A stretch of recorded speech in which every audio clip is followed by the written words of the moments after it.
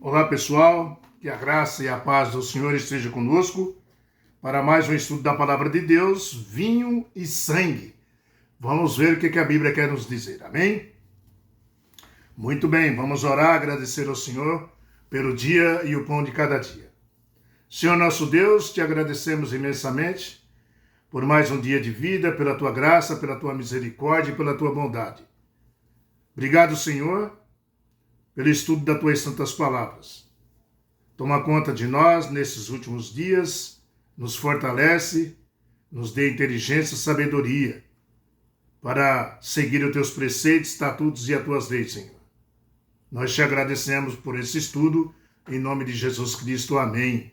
E pelo maná e o pão de cada dia.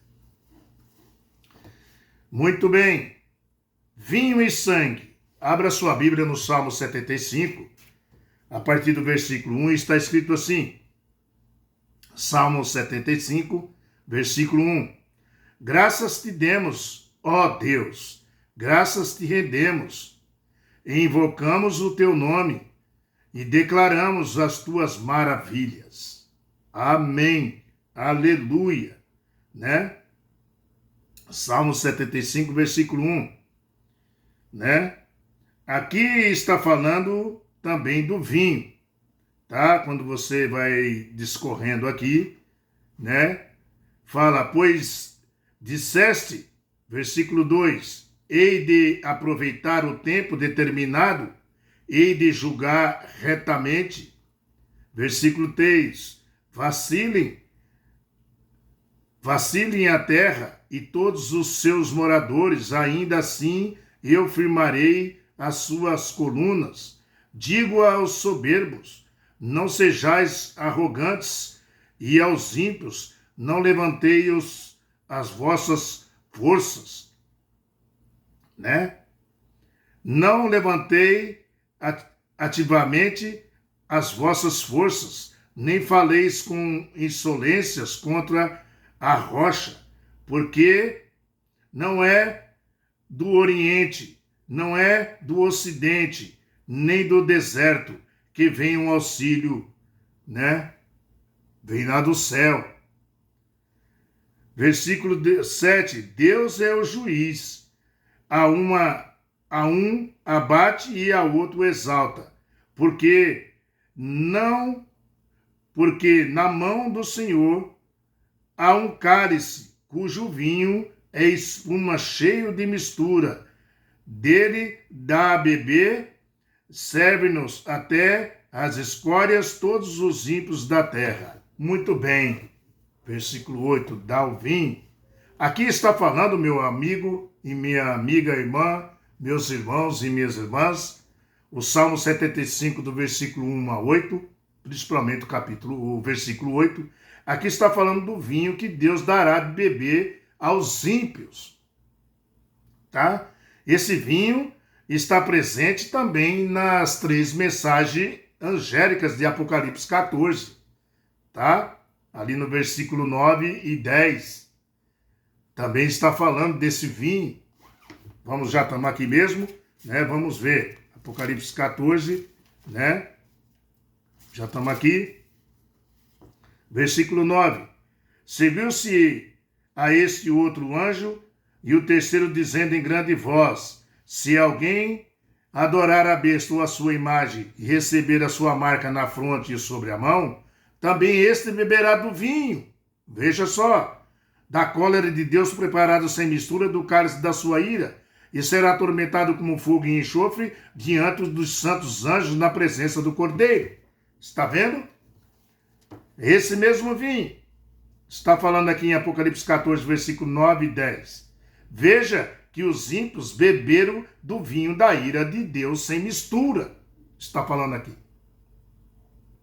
Amados, mas não o povo de Deus, tá? Que é descrito no verso 12. Aí de Apocalipse capítulo 14. O que está escrito no verso 12? Fala assim, aqui está a perseverança dos santos que guardam os mandamentos de Deus e têm a fé em Jesus. Esses não vão beber do vinho da ira de Deus. porque guarda os mandamentos de Deus e tem a fé em Jesus Cristo. Entenderam? Agora, esses são os santos, né, de Jesus Cristo nos últimos dias, os que guardam os mandamentos de Deus. E olha, vou dizer um negócio para você, é odiado por Satanás, esses que faz isso, tá? Mandamentos que desprezados por muitos pastores. Satanás odeia e muitos pastores desprezam esses mandamentos de Deus. De Apocalipse 14, versículo 12. Mas o povo de Deus ama os mandamentos. O povo de Deus é diferente. Ele ama os mandamentos, tá? Lembrando que a salvação é em Jesus Cristo, tá bom? Que é pela fé. Alguns estudiosos acreditam que o Salmo 75, que nós lemos aí, teria sido, né, contado na destruição sobrenatural dos exércitos de Senaqueribe, uma história que parece apontar para a destruição final dos ímpios, como diz o Apocalipse capítulo 20 aí, né, versículo 10 e 11. Assim como um anjo em uma noite destruiu 185 mil, só um anjo, hein? Tá? Soldados dos exércitos de Senaqueribe, um anjo só, 185 mil soldados eles destruiu. Isso foi uma representação, né, do que Deus fará em Apocalipse capítulo 20. Quando a cidade santa descerá do céu e os ímpios cercarem a cidade, Deus destruirá, porque descerá fogo do céu e consumirá o povo. E os anjos do mal, tudo, tá? E o povo de Deus estará dentro da cidade santa, com seu rei justo, né? Quando o exército do mal surgir para cercar a cidade santa. Mas serão destruídos pelo próprio Deus. Apocalipse capítulo 20, versículo 10 e 11. Deus destruirá com fogo, como está escrito em Apocalipse, capítulo 20, versículo 10 e 11. Uma das coisas que Deus corrigirá será a apropriação, né, indevida de poder, né, que ocorre no mundo caído nos dias de hoje. Tá? As pessoas não vivem para os outros, nem para a glória de Deus. A verdade é essa. Tá? As pessoas vivem de forma egoísta, para si mesmo. Sabia? É assim que as pessoas vivem. Tá? A humanidade sofre as consequências de crer que não existe significado ou padrão moral ou objetivo, né, no universo. As pessoas vivem assim. Segundo o filósofo, né, ateu Nietzsche, a vida não tem sentido, ele falou. Segundo ele diz que a vida não tinha sentido, mas devemos, né, inventar que o universo existe para nossos benefícios. Será que essa filosofia de Nietzsche funcionou para ele? Será que funcionou para ele? Né? Funcionou bem para o próprio Nietzsche?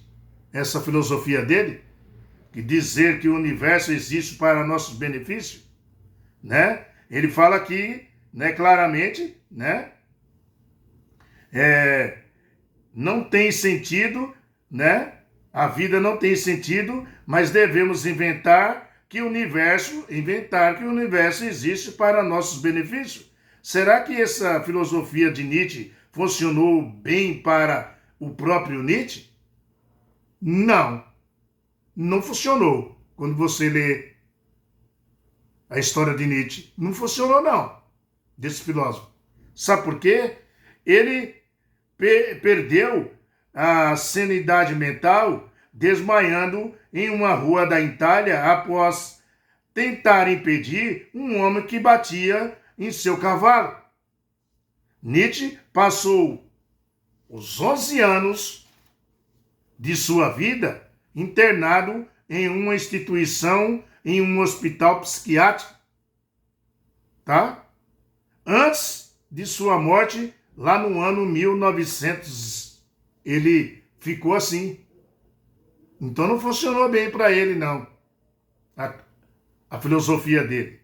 Queridos, a filosofia de Nietzsche não funcionou para ele. Ele dizia que Deus morreu. Uau! É por isso que não funcionou bem para ele mesmo, tá? Mas morreu para ele, né, queridos? Deus morreu para ele, né? Porque você é que decide também, viu? Tome cuidado para não ser um Nietzsche da vida aí. Você é que decide, na sua mente, crer em Deus vivo, presente e perto de você, ou você decide na sua mente que Deus morreu e decide viver como servo de Satanás. Tome cuidado para não ser um Nietzsche da vida aí, cujo fim será, sabe o quê? A destruição eterna de Satanás. Será que tem muitos Nietzsche aí que falam que Deus morreu, que não existe Deus?